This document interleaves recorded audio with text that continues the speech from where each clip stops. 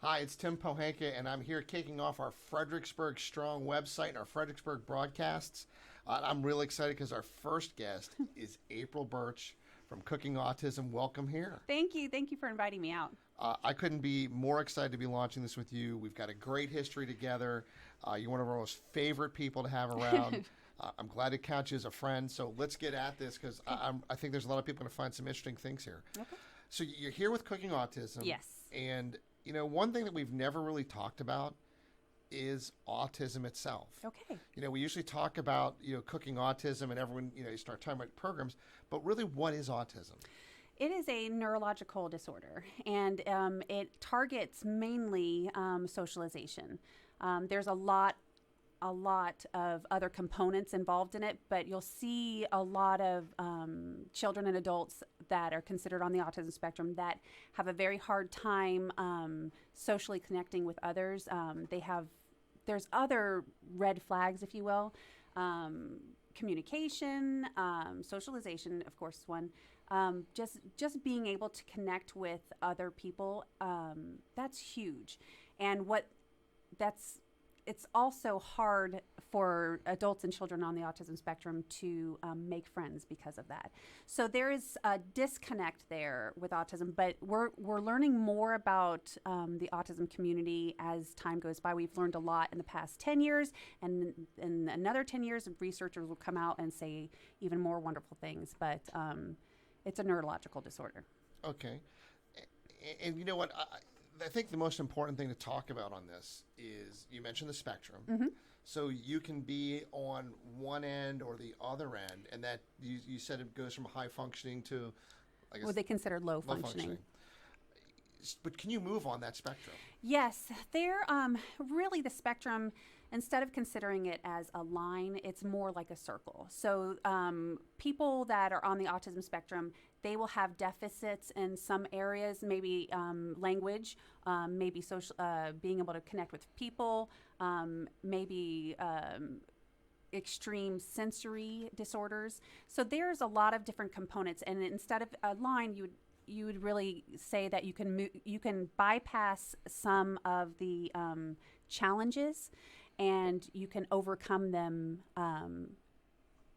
Autism also, sometimes you take 2 steps forwards, 1 step back. There's a lot of regression. So we see that as well. So it's kind of an ever-flowing sort of spectrum, if you will. But there's definitely the ability to gain skills and to become less socially awkward, I guess you would say. Less quirky, I guess. So it really is. It's not something that's a this is how it's going to be for the rest of your life. Not This at all. is things that you gain skills in, and I think that's important because when we start talking about what you all do. Mm-hmm. But I want to go back again. Mm-hmm. I know what it was like when when our children were being born, and I knew what it was like going to those doctor visits, and they're telling you what's going on. So when did you first find out? Ooh. So my eldest son is 11. When he was 2, I took him to the doctors because he was tippy-toe walking, lining up his toys, not playing with his toys in what the intended manner was, very OCD. He would throw fits in the grocery store, and he had a lot of sensory overload. I took him to the doctor at the age of 2, and they said, because he's talking, we're not going to test him for anything now because he's so highly intelligent, we don't need to test him. So he got diagnosed later. My youngest, who is now 8, he was significantly behind. He's kind of like the red flag, the banner autism. He didn't talk until he was almost 5. He didn't walk until he was almost 2. At 6 months of age, you expect a child to sit up. He was not able to do that. So he was hitting a lot of the markers he was not hitting, I should say. So we took him at about 1.5 years, 2 years old, to the doctor, and they said he's developmentally delayed. I had a very close friend of mine that said, my cousin has autism. Why don't you get them checked out for autism? So we took him to a developmental pediatrician, and the pediatrician came back at about 3 years old, said, your son's got autism, which when when a doctor tells you that there's something permanently wrong with your child, you go through kind of a grieving period. It took me a couple days to really get past the tears and the being scared, because you kind of grieve what you expect a perfect life to be for your perfect child. So it was when he got diagnosed at a young age. That was the first of the two diagnoses for both my children. And it was life changing. It really was. But a couple years later, we came back and took Hunter back to the doctor because he was having some problems in school. My oldest one, he was having problems in school, so he wasn't diagnosed until age 9. So I had one diagnosed at almost age 3 and the other at age 9. Now, at first, it was very, very hard to hear a doctor say that your son, there's something wrong. But I'll tell you now, years later, I couldn't be more blessed by how amazing and wonderful both of my children are. If you have time to spend an hour watching the way that their brains kind of put things together, it's amazing. It's art watching these kids, the way that they function. It's amazing. I think it's really important when you talk about when you first found out about the perfect child or what you think that is. And it is because we do have an impression in our mind. And again, I told you that when my son, when we went to the doctor visits and they mentioned, there's a possibility of Down syndrome or things like that, those scares go through you.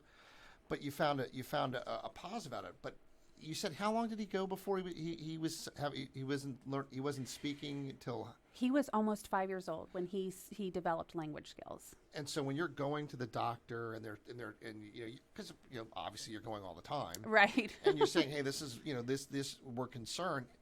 At the time, they weren't concerned, or they just were. They were seeing that there was developmental delay. Now, my generation, our parents would say they're late bloomers. That was the excuse for children who are probably now adults that are autistic. But you have that stigma of, they'll grow into it. They're just late bloomers. But at around age 1, developmentally, a child should be at least saying a few words, dada, mama, that sort of thing. But the pediatricians, seeing that, okay, he's not really speaking, they tested his hearing, they tested just everything, the normal. They went through a normal process of testing, and I think around 2.5, 3 years old, they finally said, okay, this is what we're dealing with. We're dealing with autism. So how do you switch gears? How do you switch those gears and say, okay, we've got two boys who are already, we all know raising boys is always a unique experience. I've got 2, so I know. Yeah. And you go from this, okay, this is what we're expecting, because you're virtually finding out almost at the same time. Right. It was very close together that both were diagnosed. There was a grieving period. I called my family and I said, I got this weird diagnosis. I didn't know anything about autism before that.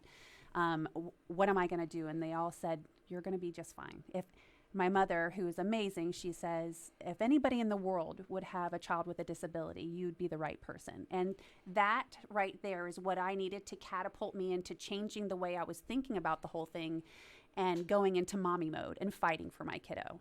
It just took one person to give me the right pat on the back to get me in the right direction. And that's where I am now, fighting for my kiddos.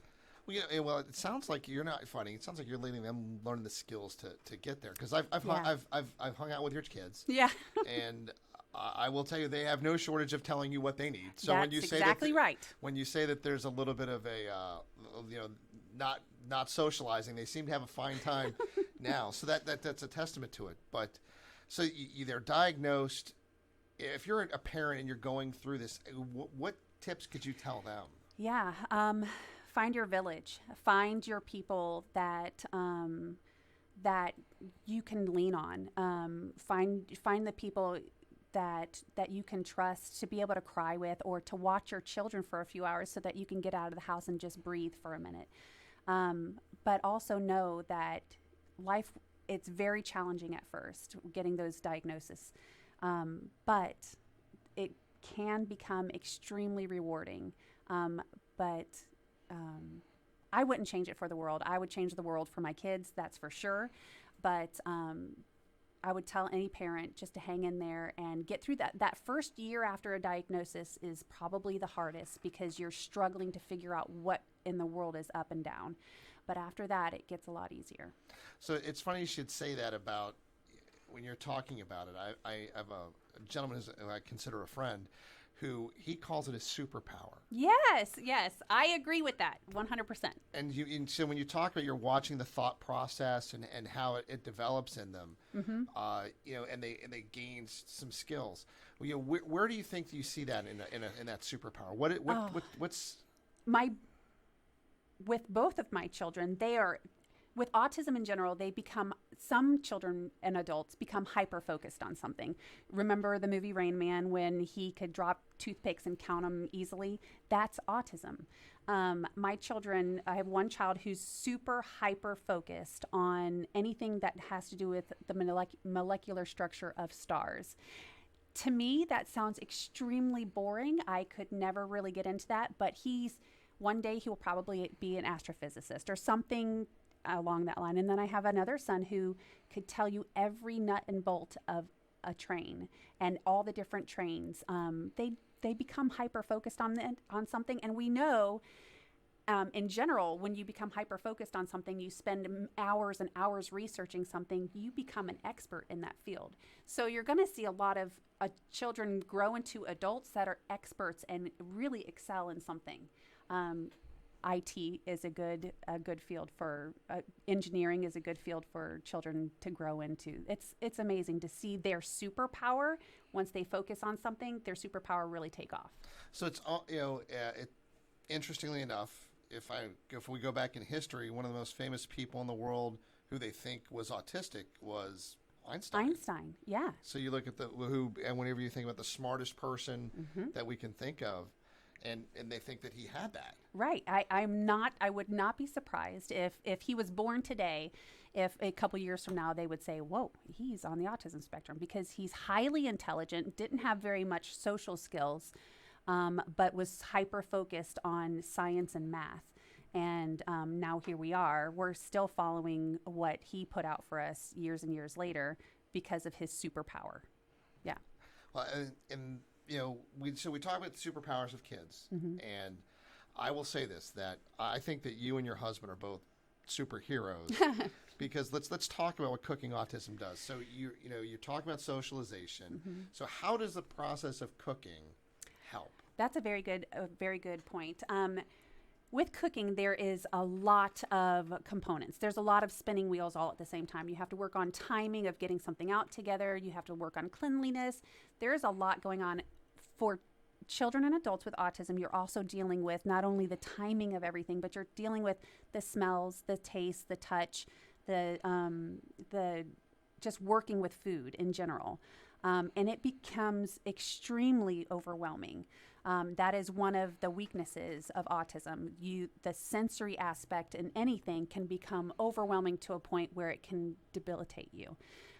So cooking, what we're learning is that by introducing cooking at an early age, a little bit at a time, a child can get into the kitchen and try something, put their hands in something. Now, they may not, after cooking, they may not decide they don't want to add this into their food repertoire, but that's fine, because what's happening is a little bit over time, they're lessening that food anxiety that's happening because of all the sensory issues. So cooking is just one component of our programs, which is fantastic. It is kind of a natural setting to help teach life skills in general, because you have to think about cleanliness and fine motor skills. There's a lot of skills there that we're working on, and cooking just happens to be that really good conduit to get to point A to B. Well, if you think about it, anytime you have a family get-together, a holiday or a function, where do you spend your time? Right, in the kitchen, Everyone's at the in table. Kitchen, at the table. We're sitting around doing that. I think back to most every favorite holiday of mine. The first place I think of is sitting in the kitchen, just talking while someone's making something. So it makes sense in a sensory issue or communication issue. Hey, we're not going to let you go off and play a video game. You're going to have to stay here and engage with us. There's a big that we as Americans, or in the world, are socialization. A lot of that happens around a table while we're eating, that just seems to be how it is. And so that's another reason why this works so well, is because we're teaching children and adults how to be able to cope with that sort of environment when it's extremely overwhelming. It's so overwhelming, but it's worth it. A little bit at a time, we're seeing a lot of success. So let's talk. So talking about Cooking Autism, you started off in one school at Conway Elementary, Yes. and so let's talk about that program and where it grew from. So what happened there? So one of our board members, Carrie George and Donna Bloom, another board member, they and Amy Allen, so 3 board members, they had a cooking program that my son was involved with for years. They started it after a child picked a grape off another child's plate, and there was an interaction there, and they thought, whoa, this might work. They have since developed an amazing program with an educational background. So they're taking data, they're seeing results, that sort of thing. When we had the opportunity to start our nonprofit, we came to those educators and said, can we use your program and offer it to other children around the area? And they said yes. So we started with just that one program, supporting that one program in Stafford County, and we went to Stafford County and said, this is what we'd like to present to to Stafford County is our Cooking Autism Exceptional Chefs program. And they came back and they said, well, you better hold on, because you're going to get a lot of interest. And we said, well, no, I think we can do about 5 classrooms. That's about it. And we've gone from 1 classroom to 5 classrooms now to 64, which is tremendous. And that's in a short period of time. But what we're seeing is that there was such a need, and there still is such a need in the area, that is the reason why everything has grown so big so fast. So when you're in these programs, what are they learning? What is the steps in the program? Sure. What are the supplies they need? I mean, There is the teachers go out every week and they go shopping for the food of whatever they're cooking. They have pictures where some children with autism are nonverbal, so they're unable to communicate verbally what they need, to advocate for themselves. So these teachers are putting together step-by-step directions using pictures, using words, or whatever it takes. Some of them have iPads where people can touch things. They start off with cleanliness. They start off with an instruction of what they're doing, and then they have students touch food and manipulate food and cut food and stir things. They're asking the teachers at that time, they're asking questions to the students. They're having the students ask questions to other students. So they're manipulating the whole process so that children are learning how to communicate with each other.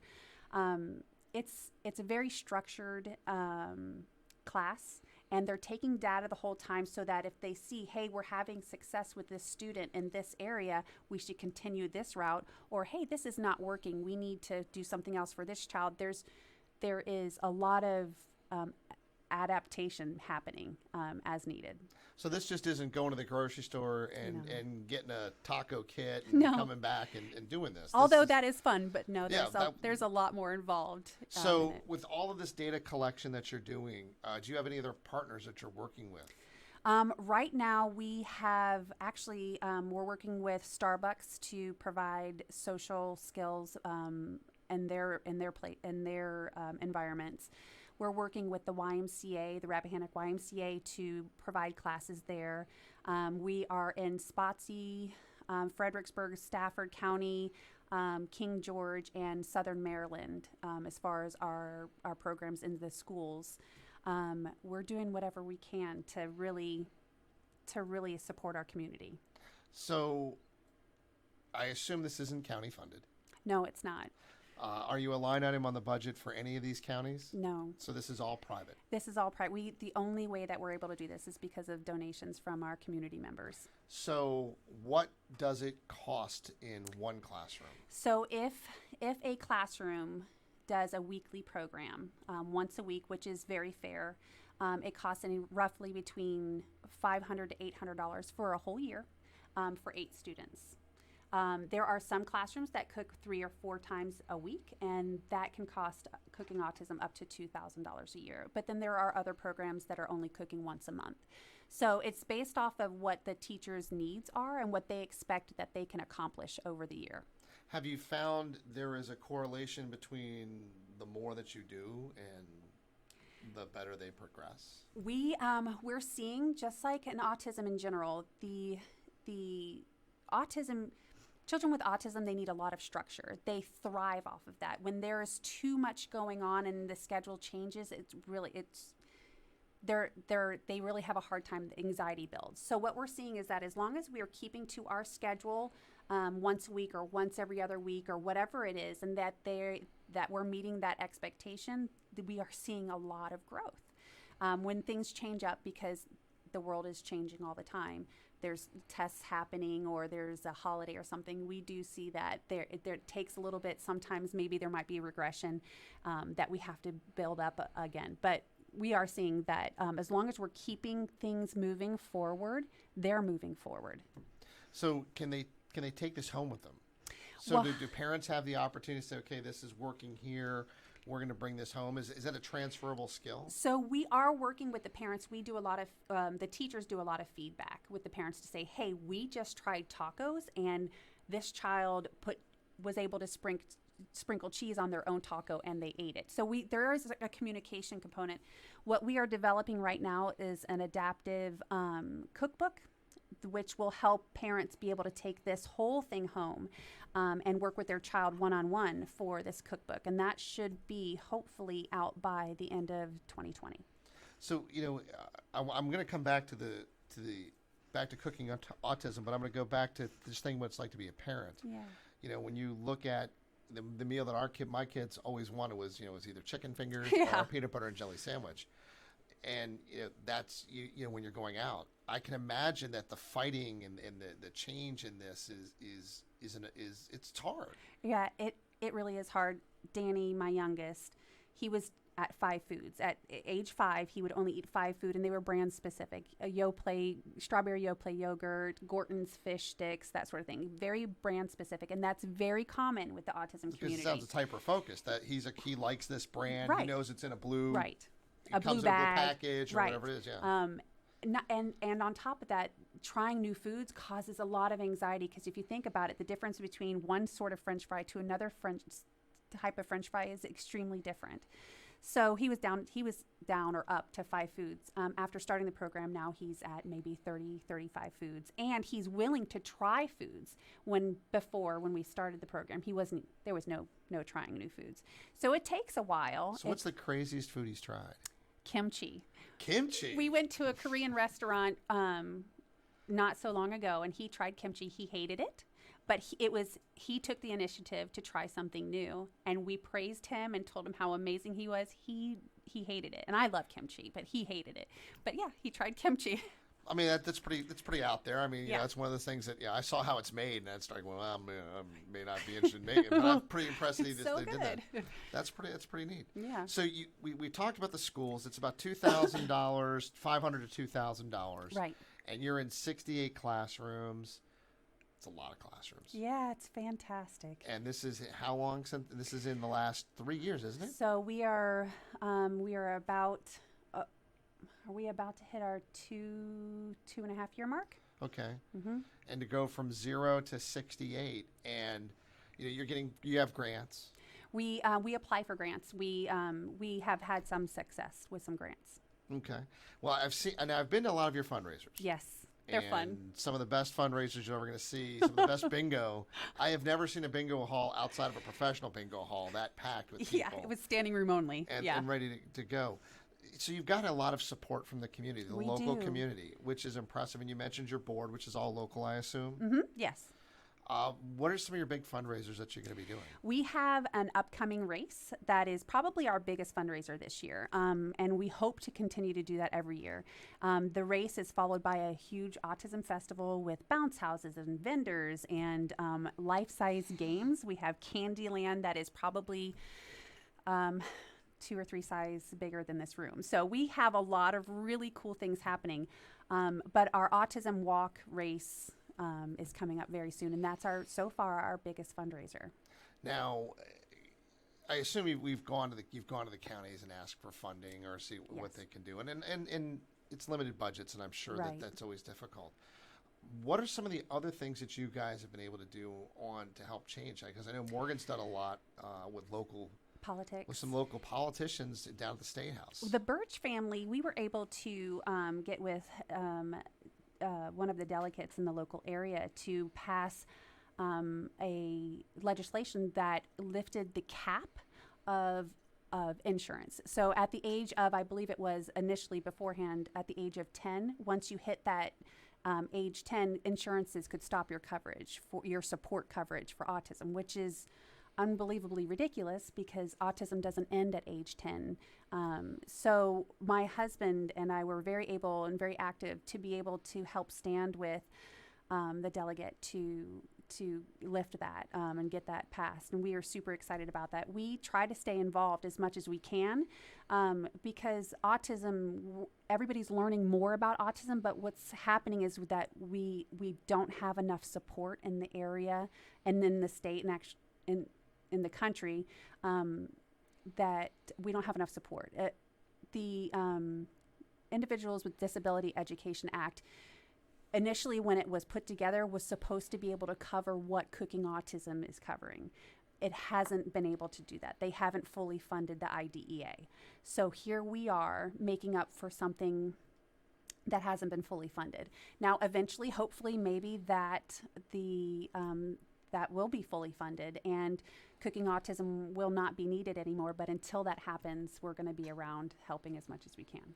But it sounds like unlike other disabilities or things like that, this is one of those things where it's just a little bit of hands-on help. Yeah, and that's all it takes. I mean, if in the big picture, only $500 to $800 a year for 8 students, that's not a lot of money in the big picture. It's what it's taking is a lot of volunteers, a lot of hands, a lot of people who really love the community to be able to help see these things come through. Now, maybe I'm wrong, but a lot of people, the level of autism diagnosis or is on the rise. They think, see, that is something in the autism community that we're still not sure about. They changed what the expectation is for to be diagnosed with autism. So they don't know if maybe that's the reason why it's 1 out of every 59 children are being diagnosed, or if there's something else, if there's an environmental component that we didn't know about before, maybe that could be why. We're not sure why we are seeing more autism today than we've seen 20 years ago. I believe back in the 1980s, it was like 1 out of every 1,000 that was diagnosed, and now we're at 1 out of every 59. So we don't really know why. I know that as a child, I remember growing up with quirky people in my classrooms, but I don't know. Who's to know if they should have been diagnosed at that point with autism or whatever it would be. I don't know. Well, I can understand that. I mean, we all, to your point, we all grew up around or quirky this or quirky that.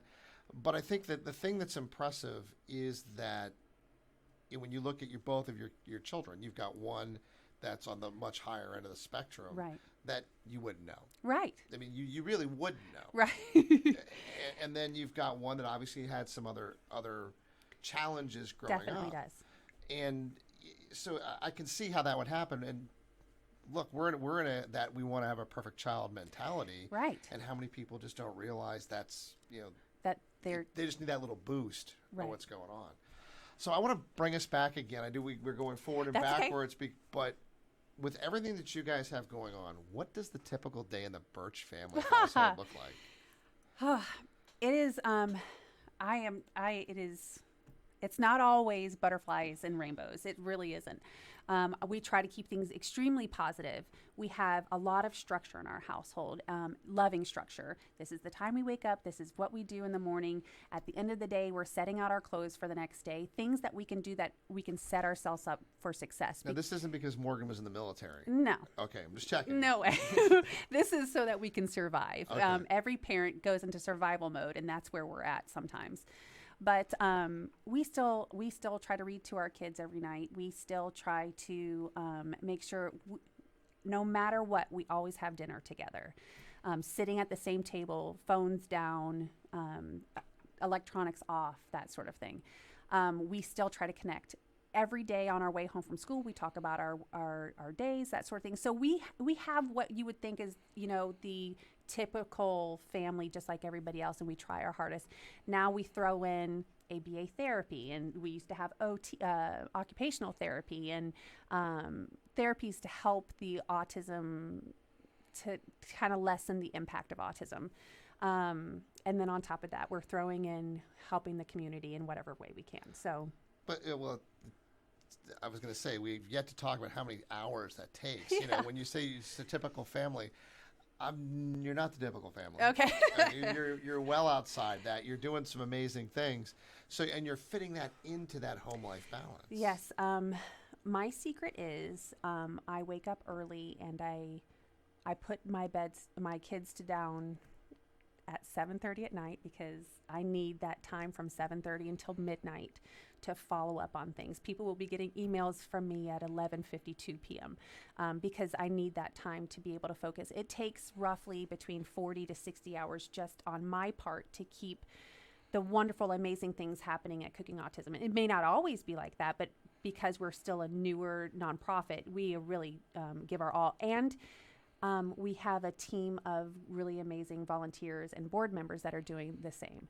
So it's obtainable right now because we are so passionate about what we do, but it's going to not be as hard as we're learning things. Like, this is our first race, so I'm still learning about how to do everything properly and making sure I'm taking the right routes. Next time, it'll be that much easier. So mother, wife, race coordinator, chef, chauffeur, there's a lot of hats going on here. There are. Yeah. And it takes a lot. You mentioned passion, and clearly you bring that. Thank you. And, Morgan brings that as well. He couldn't be here with us today. And if you met Morgan, he's a funny guy. He brings the passion with himself every day. Something interesting that people don't know is that you're also you guys are almost like a minor reality television family, right? Yeah. He very much loves to put funny things on social media. He finds it very funny to find me singing in the kitchen at the top of my lungs, and he'll record it and put it on social media so the whole world can see how crazy out of tune I am. So we kind of check each other on that. So we have a really good time. Oh, you do. There's some great videos of people going out there where they're playing practical jokes on their spouse, or their significant other, and that's definitely what you do. Now, did that carry over? You guys have been on TV for your RV. We did. We were on a reality TV show called Going RV back in season 5. That was a lot of fun. We got invited to be on it because we purchased an RV from a local dealership, and they wanted to hear about us as a family with autism. So it was a lot of fun. It was a lot of work, but it was a lot of fun. But Morgan, he's kind of the ringleader of the funniness. He's been doing this stuff since the day we met. He's always a funny guy. But yes, we did get invited to be on this show, which was a lot of fun. I'm going to go a little way back now. Didn't you tell me that you guys met on was it a blind date? And you didn't exactly like him the first time. I didn't. I thought he talked way too much because I'm very much an introvert in some aspects. And he's an extreme extrovert. He just loves talking and being the center of attention. And he'll kill me for saying that, but he definitely loves being the center of attention. So we met on a blind date. My mother was very good friends with somebody he worked with, and he kept telling this woman, hey, when am I going to meet my future wife? And so she called me, and she said, I have this guy I want you to meet. And I said, I don't know. She said, just meet with us. We went to a wine bar. And I sat there and listened to him talk for 2 hours straight with maybe getting a couple sentences in. And I left there and I called my mom and I said, what did you do? I'm never going to see this guy again. He just talks too much. And then a couple of days later, he called me and I said, well, maybe I'll give him a second chance. And now we're inseparable. He's still that funny guy. And he still talks a lot, but I'm used to it now. Which is, it's great to find out that, if we get a second chance, good things can happen. Yeah. Yeah. So, Yeah. so what's the future hold for Cooking Autism? So we are in the process of hiring full time somebody, and it could very possibly be me. We are going through applications right now to find out. We need the person, somebody to do the behind the scenes stuff all the time, the running the events, the coordinating, the really the financial part, finding the grants, finding people who are generous enough to donate, and because the reason why we need that is because we are at a point now where 64 is what we had for this year. We are expecting possibly applicants, probably around 100 applicants for next year. And we have never turned anybody down, and our heart is to continue to do that. So that means that we need somebody working full-time behind the scenes to be able to grab and support what we need in order to provide enough support for our community, our local community. So that's what we have. And on top of that, super exciting, we are working towards doing a program that takes our special needs young adults that are graduating out of high school and helping them get into the workforce or into college. And that means that we're going to be running classes on how to teach them how to do an interview, how to write resumes, how to do community service, that sort of thing. So where they can become more familiar and comfortable with their own selves so that they can be a part of the community and even more than they already are. So we are gearing up towards that as well. So we have a lot of really amazing plates spinning at the moment, but we're really excited about it. So if somebody wanted to help you, yes, what would you, where should they go? So thank you, first of all, but they can contact info@cookingautism.org or go to our website, cookingautism.org. Okay. Well, I do want to have some fun with you. Okay. So what we're going to do is we're going to ask you some quick questions. Okay. We like to do. Think we'll do this with a lot of people. So, your favorite color? Pink. Favorite movie? The color purple. Food that you love? Sushi. Your favorite date night spot? Probably the movie theaters. Vacation spot? St. Augustine, Florida. Who in history do you really want to meet? That is a really hard one.